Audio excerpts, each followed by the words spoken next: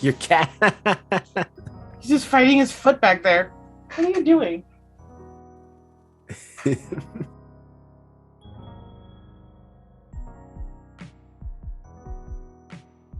How's it going, everybody? Jerome here from The First Ones to Die, as well as joined by Alex, who's also here from The First Ones to Die as well. Say hi to the people, Alex. No. And today we are doing a mini review of Peacemaker, the HBO Max original show that is taking the world by storm. This is a first. Normally I do these mini reviews by myself, so thank you, Alex, for being here. Well, how could I turn down the invite? And, you know, I would like poking a little bit at the DC fans, a little bit.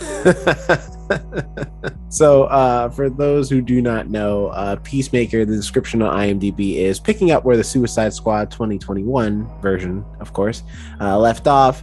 Peacemaker returns home after recovering from his encounter with Bloodsport, only to discover that his freedom comes at a price. And that's a great description. That does not give away the plot, because there is a lot going on that if you're unaware of the show, is going to be fun to uncover for sure. Alex, do you have it? I'll let you start. Do you have, what'd you think of John Cena and Peacemaker or as Peacemaker? He fits the role oddly well, I believe. Like, it's kind of like a fitting role for him. Going back like to his wrestler days, he kind of played that character where it was that really strong man you wanted to root for, but you know, he would play that, like, have that evil essence to him against certain other wrestling characters. So I think this role really fit with him, where you could weirdly connect some ideologies together, but at the same time it's still like, no, that's always not the best resolution. But he does fit that kind of description feel of it. So John Cena, I felt like, was a good pick for this role. I think so too. I think James Gunn does a great job pulling like his strengths out of him for this character. Like, he gets to be emotional, which the emotional stuff surprised me with John Cena. I did not expect him to be as emotional or dramatic in this role as Peacemaker. And that's mostly just because the only time we've ever seen this character outside of this is in the Suicide Squad, where he's kind of like one of the bad guys in it, technically. I could see the dramatic part. The emotional part did like catch me a couple times. He was he had dramatics in the film. Mm-hmm. And so it was interesting to see a full on like just range. That's the best way to describe it. It's interesting to see him with range, because I'm so used to him doing strictly comedy and the joke being, I'm the big strong dumb guy.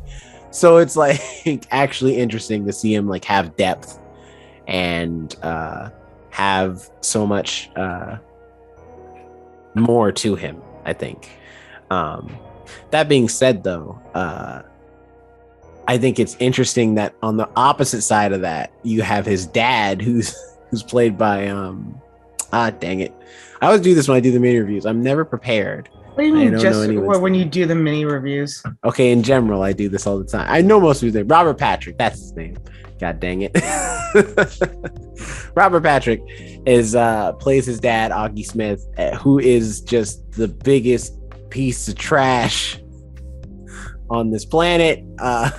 He's just staunchly racist, like unashamed to be like just a huge racist, sexist, like every ist you can think of. Like, he is it. And it's so interesting because it's like Peacemaker, like there's implications in the beginning of the story where it's like Peacemaker's racist too, but it's like, is he though, or is he like because he's trying way more than he's trying his best to be not considering who his father is and where he comes from. I think he's making some strides trying to be a better person compared to where he comes from. Yeah, no, it's that total example. Like, it is common in Latin cultures where, you know, we have the older generation that tends to be a little more heavy set with racist.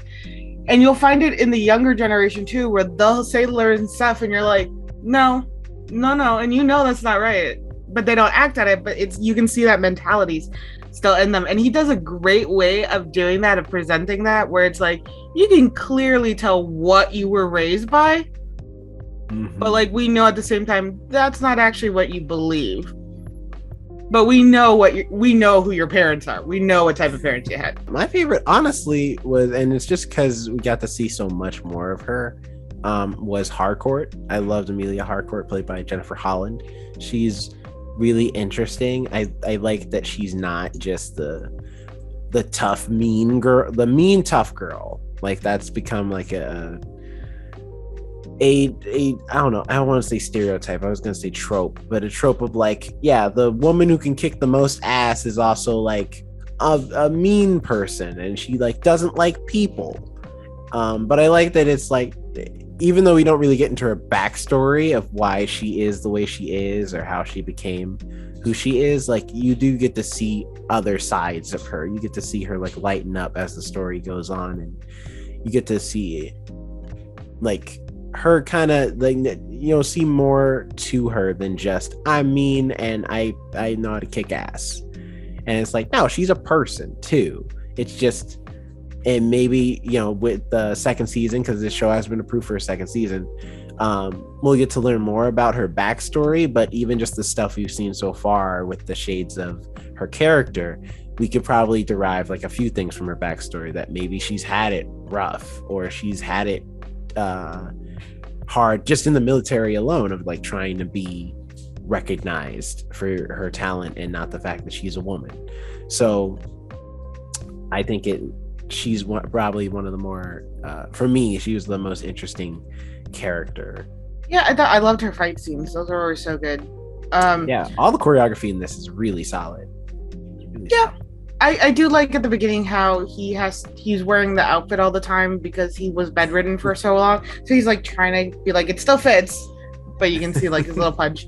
I don't necessarily say the character I liked the most or found the most. The one I was most interested in was, I forget who he was played by. Slight spoilers, everyone, but sorry, should I not have? Don't, or you know what? I'll just censor it out. There we go. Well, that character, they presented how that,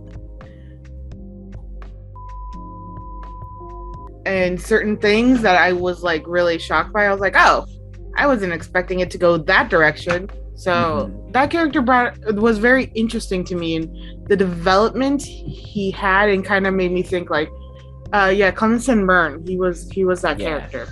And played by, I cannot say that name, I'm so sorry. Yeah, he is Chukwudi Awuji, possibly. Yes. That's about as close as I can get, to be quite honest. Yeah, I didn't want to attempt to even try, because I'm like, I will butcher it. I need somebody else to say first. But his character was very good, and I liked his acting. Yeah, he was really great. I love the comedy they do with him, of being like, he's the hard ass boss, but at the same time he has like some of the best jokes where he'll like randomly interject, like with that Bernstein Bears conversation where he's I'm like, I don't think he would care, and he's like, actually it's Bernstein Bears. There we go.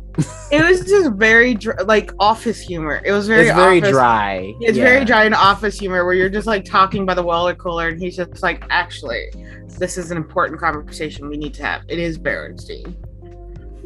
And like, so like, yeah, I did like, and I think I just connected with that. I like that dry humor.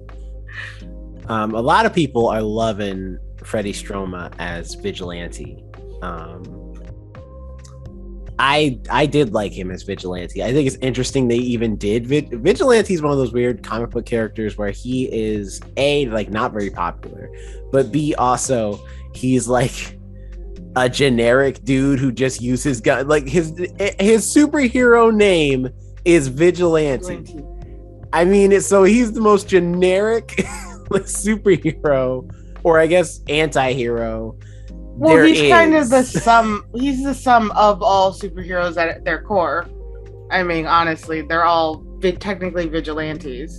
Well, it's just he's such a weird anti-hero, and I love that. But in the comics, he's like so boring, And I love that here they've added so much personality to him that he's this kind of he's this like sociopath or psychopath, but he has like a heart of gold.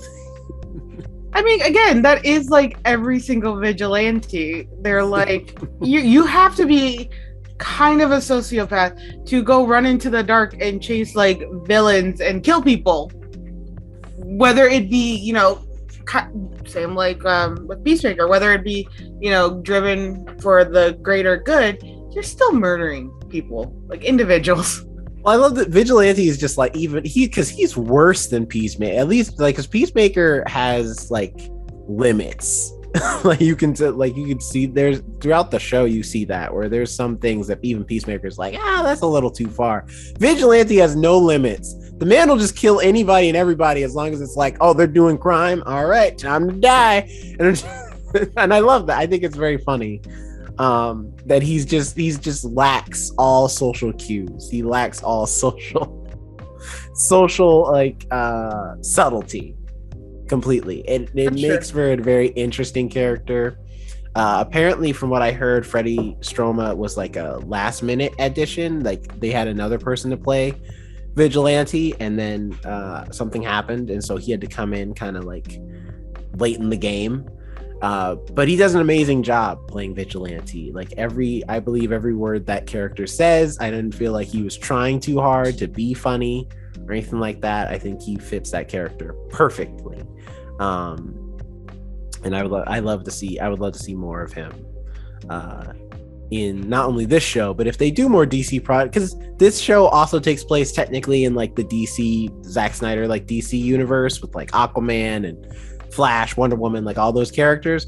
So it'd be really cool to see these characters, any of them. But you know, Vigilante and Peacemaker especially, like did they say that? Did they say that it was connected to that universe, or they didn't say that? But there is, and I won't spoil it so much for the audience, but there is like some indicators that it takes place in the same universe, and they reference a lot of this show consistently references all these characters.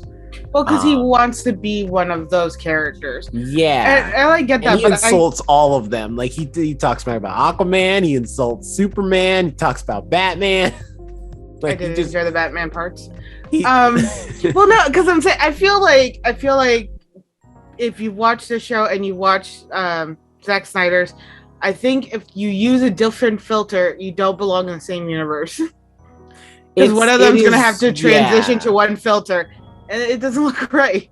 Well, it's because I will say it is because, this is very much a different flavor than Zack Snyder's thing, which is why I still stand by this. This is why you don't let one man do all of your universe, because it doesn't become cohesive when somebody else does something else. And it's not in the same, it's supposed to take place technically in the same world. Like it doesn't match. And it feels weird. It does. Because it's like, and so it's a weird thing. That being said though, also like, what'd you think of the plot as we go into kind of the story a little bit? I was surprised how much I enjoyed the plot. I wasn't the way the show presents itself, it seems like it's going to be more comical, and like it's not really going to follow any strong plot, and like this is just him learning a lesson or two. And but it actually had a pretty strong plot going forward that was easily followed, and the progressions of the characters were really well done, especially with Peacemaker. You can actually see the proper growth going on with each, advancement of the plot. So I was actually surprised how much it felt like it made sense. I don't know if that's a great way to put it, but I was prepared for it to be like nonsense, but it ended up being really good. Anyway, and what did you think of the plot? Was there any like point where it was like, did you lose? Did it lose you? Or? No, I loved it. I thought the plot was fitting. I think this is, that James Gunn writes and directs a lot. He directs a lot of the episodes, not all of them, but he does write the whole show. And this just fits. John Cena, the writing just fits around him so well, but also fits the characters well. I think every character in here is really well done, really fleshed out. You get to know all of them in their own time. I love that certain aspects of the show aren't exaggerated for jokes. Like, it could have been easy for, you have a gay couple in this show with Adebayo's character, and it could have been easy for that to be turned into a joke, but it is taken seriously, and you get to experience this relationship, see the ups and downs of it, and it's treated with respect. Peacemaker's trauma and what makes him is taken seriously and treated with respect. So it's like there's so many, despite the show being a comedy, I think it is still like in that comedy vein. They take the time out to have those moments where it's like, no, like, we're gonna take this seriously, this is a serious thing going on, and those moments help make the story, I think, more than what it is on the surface. That it is like this story of goofy characters, yes, who are funny and do dumb things, but they're still people, and they're still people that you care about and root for, because you're like, I understand them. I understand why they are the way they are. I understand why they feel the way they feel about the world around them. And I think that was really great. And then also on top of that, just the general plot of like the force they're trying to fight and what they're doing, like, is very like out there. it's a grand concept, but at the same time, I think they do a great job keeping it more or less down to earth. There's one episode in particular where they show a map and they show you just how bad the problem is, and I was like, all right, that's a bit extreme. Like, what are they going to be fighting these creatures for the rest of the like for 5 seasons? Like, there's so many of them. But the show does a great job of like dumbing it down and being like, no, we thought about that. Here's the thing though, it kind of like, we're gonna shrink it down and make a little bit more sense. And so I'm like, okay, thank you, I appreciate that. Which was a smart thing to do, because you never get that answer in superhero movies or shows. They lay out like this giant city map even, and they're like, all right, these are all the places they're stationed, but we're just gonna hit them in this one location with like all this power. You're like, no, but like, you have the monsters everywhere. Like, that needs to be a cleanup situation. Mm-hmm. So I was surprised that I like the way they handled like little superhero details like that. You never get answered in like certain movies or films or shows, where the superheroes will present something as a certain way and be like, okay, but we're just going to focus on the main bad guy, and all the other little minions kind of run free. They focus on fighting the little minions sometimes too. And I was like, oh, okay. You realize that it's not just this person, but it's like an infection almost, and you have to treat the whole infection. I love the plot of this, and I can't wait for season 2 to see like where it goes from here, because it looks like it's going to be real interesting. I didn't notice too much of it, but what did you think about like the CGI, how they kind of added in those extra things? What was there anything that like bothered you, or was there anything that where you're like, this could have been way done better, or we're really surprised by? Not really. I think the what helps that is that most of this show is kind of is mostly practical, and it's mostly because Peacemaker doesn't have any powers, so they're not going to rely on a whole bunch of CG stuff for him to do, like, the character specifically. But I think the little bit of CG there, it's good. It's serviceable. It's definitely TV show budget, but not like, like CW TV show budget. More like something like a Game of Thrones. I think because the CW is like they well, technically CW is broke. They're going bankrupt. So. That's true. They're done. But surprisingly, they have, even with the little bit of budget they get to do CG, they actually turn out some really good stuff.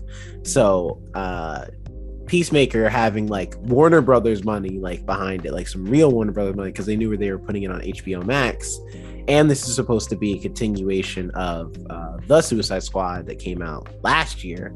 They did a great job like making it match up and having the CG be just as good, if not better, and using their budget well. So I think all the CG in this is pretty decent.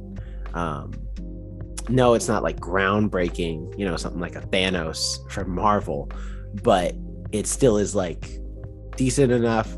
It was never distracting, but I never felt like nothing ever looked like what they needed it to look like. So that was good.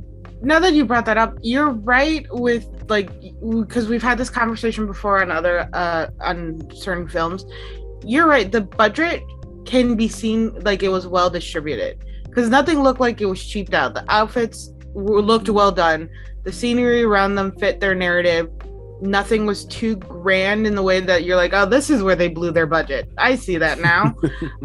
Everything seemed almost like, yes, this was well thought out. They knew where to put what money and what to splurge on what. And which is really nice, because then you don't have these moments that take you out where you're like, that was just a dog in a costume. Why would they even try that? They should have just written that out of the script. There was no need for that. But this had that well distribution where they put the money where it really needed to be, or, you know, they were like, we could take a little bit out of this and put it in. Yeah, but there was no huge like extravaganza like Thanos where you're just like, this is where all the dollars went. Okay, that makes sense. We were all just waiting for this moment. And that was it. So, yeah, because I know we discussed that before on the podcast where we're like, we can tell when movies or shows have just blown everything, a whole season's worth on this one episode. Now, that being said, though, the creature at the end of the show, though, in near the season finale, is gross looking. Like, the CG's too good. Looking at it, I was just like, please stop showing this thing on screen. I don't like it. I don't. Are you sure? Are you sure it was CGI? Maybe it was the dog. Not in that it looks bad. It's just one of those things where it looks gross. I was like, I don't want to see that. I hold that it was a dog in a costume. Because it was a costume that looked amazingly icky. Touching back really quick on the whole, like, they're silly characters but have really deep, backstories. That's kind of like us. We were all quite goofy and fun, but we all have like a bit of a past, and that's what I think this show is nice about, especially with our generation. None of us are okay. It kind of allows you to have that lightheartedness of where we make those jokes in commons, and people are like, oh, and you're like, no, it's fine. I know it sounds horrible, but it's fine. This has that same thing that a lot of people can connect with. Like, I know what I said sounds horrible, but really it's okay. And like, that's what I kind of liked about the show, that it didn't ignore the past, but it, like with like Batman and superhero, it didn't make it like a dark and brooding story. You were able to like connect and be like, okay, we moved past that, then let's go on. Nobody has to go back to it constantly and be like, you need to work it out. It was just like, oh shit, okay. So I did enjoy that, and I think a lot of people will be able to connect with that on a certain level and be able to, and that's a great way to build with the characters without like, having to sit in it basically for a long time. So I think that's another good element the show had. Yeah, I agree. And then speaking of a lot of people are praising the show for its amount of representation, because it's like you got Adebayo, who's played by Danielle Brooks, who's gay, and you see her wife, and you see them have like, a solid relationship. It's not like a thing where it's like, well, we hear about her girlfriend or wife, but we don't see her. It's like, no, you see her, they kiss, like they have conversations, they have arguments. It's just a normal relationship. It shows that it doesn't have to be difficult or forced. It's literally like, hey, that's my girlfriend. Cool. And that's it. That's all you need. A lot of people are theorizing, even though it hasn't been explicitly said, they're theorizing that Vigilante may be on the spectrum slightly. Like a lot of people have said that, just watching the show, he seems like he has a lot of the implicators that he's on the spectrum, that he might be autistic. A lot, yeah, I could see that. For me personally, I don't know if that's entirely true, just because this is very much a James Gunn project. So if you've seen stuff like Super or even like, even the Suicide Squad, like he likes to write characters like that who are just, they're just crazy, and they don't have they have terrible like people skills. So I'm not sure if that's true. People are only theorizing that because he liked someone said that they like tweeted at James Gunn and was like, is he like autistic? And James Gunn liked that tweet, and so people were like, oh, maybe. But it's unclear. I think he maybe just liked it because he saw that like people are connecting with the character on a certain level that he may not have anticipated. Like, oh, this is something people who could be on the spectrum, because technically I am. There's a reason I miss a lot of social cues. I mean, that explains a lot.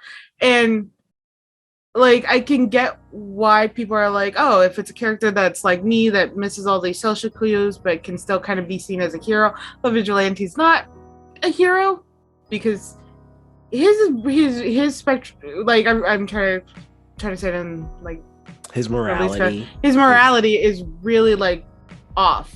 It's not even just about flimsy. Yeah, it's not even just about missing social cues. This is like morality is like out the window. Mm-hmm. So, but I think James Gunn. James Gunn. Tom Gunn's like.